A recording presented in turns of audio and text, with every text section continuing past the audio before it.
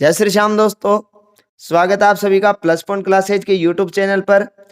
तो दोस्तों, आज हम बात करने जा रहे हैं राज्य शैक्षिक अनुसंधान एवं प्रशिक्षण परिषद उदयपुर के द्वारा जो मॉडल पेपर जारी किया गया था, उसी के पैटर्न के आधार पर कक्षा 8 के विषय विज्ञान का मॉडल पेपर जो तैयार किया गया है उसके बारे में। तो आइए शुरुआत करते हैं इस मॉडल पेपर की। तो अगर आपके आसपास का कोई भी छात्र या छात्राएं या फिर कोई भी आपके रिलेशन में 8वीं क्लास के अंदर है तो उसको ये वीडियो जरूर से शेयर करिएगा। उसके एग्जाम में उसको बहुत ही ज़्यादा हेल्प मिलने वाली है। तो आइए शुरू करते हैं फिर पहले प्रश्न की ओर। तो देखिए, पहला प्रश्न है, फसल किसे कहते हैं। तो फसल के बारे में ये पहले चैप्टर का पहला ही क्वेश्चन बनता है कि फसल क्या होती है। जब एक ही किस्म के पौधे को बहुत बड़े क्षेत्र पर उगाया जाता है तो इसे हम फसल कहते हैं। ठीक है दोस्तों, अगला है, खरपतवार किसे कहते हैं। तो खरपतवार जब फसल के साथ कुछ अवांछित पौधे भी उग जाते हैं तो इन्हीं अवांछित पौधों को हम खरपतवार कहते हैं, क्योंकि ये फसल को नुकसान पहुंचाते हैं तथा फसल को पोषक तत्वों की प्राप्ति नहीं होने देते हैं। तो जाहिर सी बात है, इनसे हमें फसल की सुरक्षा करनी पड़ेगी। तो अगला क्वेश्चन है, खरपतवार से फसल की सुरक्षा किस प्रकार की जाती है। तो पहला पॉइंट है इसके अंदर कि इनको हम निराई या गुड़ाई के द्वारा, अर्थात हम जिसे राजस्थानी भाषा में निनाण निकालना कहते हैं, वो इन्हीं की सुरक्षा के लिए किया जाता है। दूसरा है, खरपतवार नाशी का प्रयोग करके भी हम इनसे सुरक्षा कर सकते हैं। अगर पूछा जाए खरपतवार नाशी का नाम क्या है तो 2,4-D एक प्रकार की खरपतवार नाशी होती है। तीसरा क्वेश्चन देखिए, साइलो क्या है। तो साइलो बड़े बड़े जो मंडियां होती है या जो अनाजघर होते हैं उनमें बड़े बड़े जो जगह होती है जहां पर हम अनाज का भंडारण करते हैं, ऐसे बड़े बड़े स्थान को जहां पर अनाज का भंडारण किया जाता है, ऐसे बड़े स्थान को हम साइलो कहते हैं। अगला क्वेश्चन देखिए, सूक्ष्म जीव से होने वाले कोई 4 लाभ आपको बताने हैं। तो बहुत सारे लाभ इनसे हमें प्राप्त होते हैं। पहला है, दूध को दही बनाने के लिए लैक्टोबैसिलस जीवाणु हमारे लिए लाभदायक होता है। दूसरा है, पौधों में नाइट्रोजन स्थिरीकरण करने के लिए राइजोबियम जीवाणु हमारे लिए लाभदायक होता है। तीसरा है, किण्वन के लिए यीस्ट हमारे लिए इंपॉर्टेंट होता है। और चौथा है, कवक के द्वारा हम औषधियां बना सकते हैं जिनमें प्रतिजैविक दवाइयां आती है। तो इस प्रकार आप बहुत सारे लाभ लिख सकते हो। अगला क्वेश्चन देखिए, पाश्चुरीकरण क्या है कि जब किसी पदार्थ को लगभग 70 डिग्री सेंटीग्रेड पर 15 से 30 सेकंड के लिए गर्म किया जाता है और फिर एकाएक उसे ठंडा कर दिया जाता है, जिससे कि उस पर जीवाणु क्रिया ना कर सके और पदार्थ खराब ना हो। इस विधि को हम पाश्चुरीकरण कहते हैं, क्योंकि इसकी खोज लुई पास्चर नामक वैज्ञानिक ने की थी और यह विधि दूध के लिए सबसे ज्यादा प्रयुक्त की जाती है। अगला क्वेश्चन देखिए, न चिपकने वाले बर्तनों पर किसका लेप किया जाता है। तो ये बहुत ही इंपॉर्टेंट क्वेश्चन है जो कि आपके तीसरे चैप्टर से लिया गया है। तो इसका जवाब होगा टेफ्लॉन। यानी टेफ्लॉन की वजह से ऐसे पदार्थों का निर्माण किया जाता है जिन पर की वसा और तेल के जो दाग है वो चिपकते नहीं है। अगला क्वेश्चन देखिए, फास्फोरस को जल में क्यों रखा जाता है। तो आपको पता होना चाहिए, फास्फोरस एक प्रकार की अधातु होती है और अधातुएं जल से कभी भी क्रिया नहीं करती और इसीलिए इसको जल में डुबो कर रखा जाता है, क्योंकि फास्फोरस एक बहुत ही तीव्र क्रियाशील धातु है। यदि यह ऑक्सीजन के संपर्क में आ जाए तो यह तीव्र गति से आग पकड़ लेती है और इसे आग लगने से बचाने हेतु हम इसे जल में डुबो करके रखते हैं। अगला क्वेश्चन देखिए, कोयले की निर्माण की प्रक्रिया समझाइए। तो कोयला कैसे बनता है। आप सभी ने जो कहानी सुन रखी है कि हजारों करोड़ों साल पहले पृथ्वी में उथल पुथल हुई और जितने भी जीव जंतु और पेड़ पौधे थे सारे वो जमीन में दब गए और फिर पृथ्वी के ताप और अधिक दाब की वजह से धीरे धीरे वो कोयले में परिवर्तित हो गए। इसी प्रकार को आपको लिखना है। इन्हें हम कार्बनीकरण अभिक्रिया भी कहते हैं, क्योंकि इन सब में कार्बन का निर्माण होता है। अगला क्वेश्चन देखिए अब, कि बिजली के उपकरणों में लगी आग को पानी से क्यों नहीं बुझाया जाता। ये बिजली यहाँ पर 2 बार नहीं 1 बार ही है कि बिजली के उपकरणों में अगर आग लग जाती है तो हमें पानी नहीं डालना चाहिए, क्योंकि पानी जो होता है वह विद्युत का सुचालक होता है। अगर हम पानी से आग बुझाएंगे तो आग बढ़ सकती है और हमें भी करंट लग सकता है और इसके साथ साथ पूरे घर को नुकसान भी हो सकता है और साथ ही साथ हमारी जान को खतरा भी बढ़ जाता है। और इसीलिए अगर बिजली के उपकरणों में आग लग जाती है तब हमें फायर एक्सटिंग्विशर यानी कि अग्निशमन यंत्र का प्रयोग करना चाहिए अथवा उस पर मिट्टी वगैरह डाल देनी चाहिए। लेकिन बिजली के उपकरणों में कभी भी पानी नहीं डालना चाहिए। इस पर पानी डालने का मतलब है आ बैल मुझे मार जैसी हरकत को करना।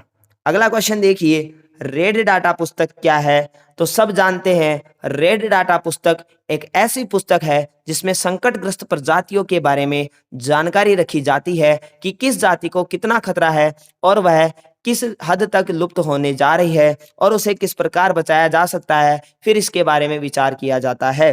तो अगला क्वेश्चन देखिए, कोशिका किसे कहते हैं? तो सजीव की या सजीव की सबसे छोटी संरचनात्मक एवं क्रियात्मक जो इकाई होती है उसे ही हम कोशिका कहते हैं। इसी में क्वेश्चन है, कोशिका द्रव्य से आप क्या समझते हैं? तो मान लीजिए ये कोई कोशिका है, तो कोशिका में बीचों बीच में एक केंद्रक होता है, बाहर की तरफ इसे हम कोशिका झिल्ली कहते हैं। तो कोशिका झिल्ली और केंद्रक के बीच में जो लिक्विड भरा गया है, जो द्रव्य पदार्थ भरा गया है, इसे ही हम कोशिका द्रव्य कहते हैं। उम्मीद करता हूं आपको कोशिका द्रव्य समझ में आ गया होगा। तो चलते हैं अगले क्वेश्चन की ओर। अगला क्वेश्चन है, जनन किसे कहते हैं? तो कोई भी जाति का जीव अपना अस्तित्व बनाए रखने के लिए अपने ही समान संतति उत्पन्न करता है और इसी परिघटना को हम जनन कहते हैं। तो देखिए, नर और मादा की जनन ग्रंथियों के नाम पूछे गए हैं। तो नर की जनन ग्रंथि है वृषण और उससे जो उत्पन्न होता है युग्मक वो बनता है शुक्राणु। मादा की जनन ग्रंथि है अंडा से और उससे जो युग्मक बनता है उसे हम कहते हैं अंडाणु। अगला क्वेश्चन देखिए, किशोर अवस्था में लड़कियों में आने वाले परिवर्तनों को आपको लिखना है। तो इसमें बहुत सारे परिवर्तन हैं जो लड़के और लड़कियों दोनों में आते हैं। यहाँ पर आपको केवल लड़कियों में पूछे गए परिवर्तनों को बताना है। तो कौन कौन से होते हैं परिवर्तन? तो मैं आपको हिंट के तौर पे बता देता हूँ।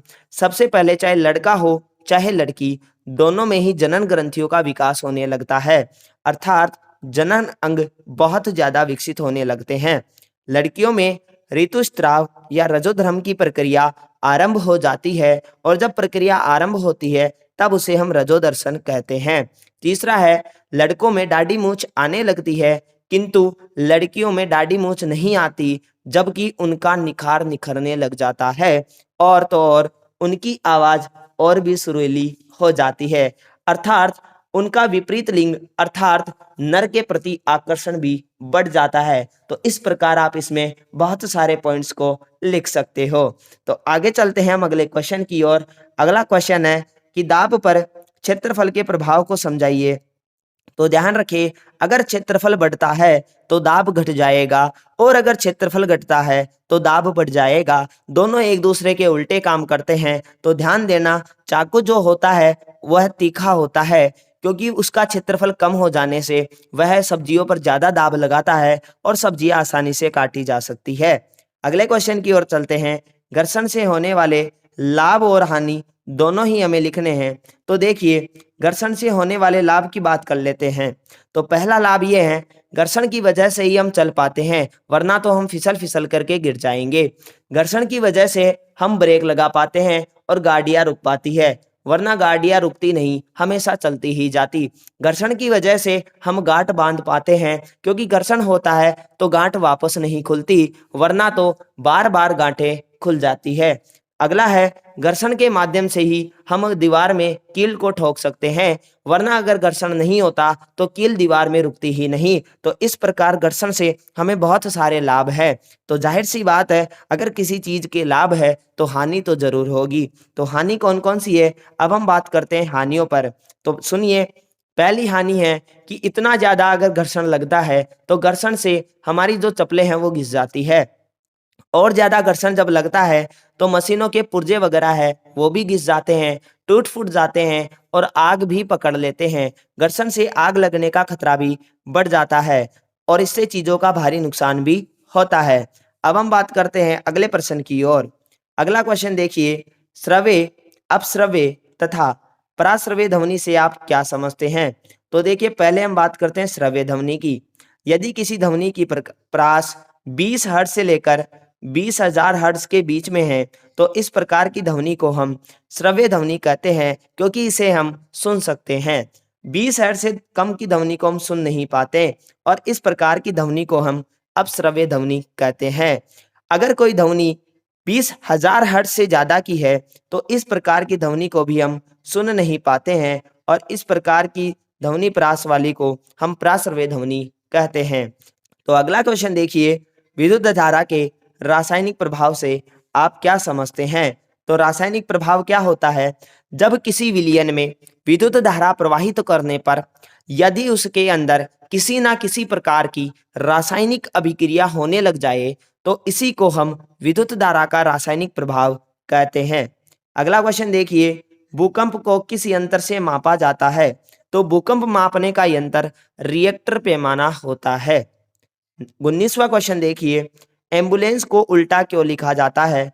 उल्टा का मतलब है यहाँ इनका पार्श्व परिवर्तन कर दिया जाता है, तो इसको उल्टा इसीलिए लिखा जाता है क्योंकि अधिकतर वाहनों के अंदर जो दर्पण होता है उस दर्पण में पार्श्व परिवर्तन का एक गुण पाया जाता है, जिससे कि हमें साइडें उलट पुलट दिखाई देती है। लेफ्ट है जो राइट और राइट वाली हमें लेफ्ट दिखाई देती है। इसीलिए एम्बुलेंस की गाड़ी पर एम्बुलेंस को उल्टा लिख दिया जाता है, ताकि जब कोई आगे चल रहा व्यक्ति अपने दर्पण में से इसको देखे तो पार्श्व परिवर्तन के कारण यह उल्टा लिखा हुआ उसे दर्पण में बिल्कुल सीधा दिखाई दे और वह आसानी से समझ जाए कि पीछे एम्बुलेंस आ रही है और एम्बुलेंस को वह रास्ता दे दे, जिससे कि किसी मरीज की जान बच सके और इमरजेंसी में उसको रुकावट ना हो। तो इसी प्रकार अब हम चलते हैं लास्ट क्वेश्चन की ओर और हमारा लास्ट क्वेश्चन है कि प्रातः तारा या संध्या तारा भी इसे बोलते हैं, तो किस ग्रह का नाम है प्रातः तारा या संध्या तारा? तो आप सब बताइएगा, प्रातः तारा या संध्या तारा किस ग्रह को कहते हैं? इसका जवाब आप सब कमेंट बॉक्स में देना। अगर आपको नहीं पता है तो आप भी कमेंट कर दीजिएगा कि सर आप बता दीजिए, हम इसको पिन कर देंगे। आई होप ये क्वेश्चन आपको पसंद आए होंगे। अगर ये क्वेश्चन पसंद आए हैं तो बने रहिए चैनल के साथ और करते रहिए अपनी पढ़ाई। तब तक के लिए जय हिंद, जय भारत, वंदे मातरम।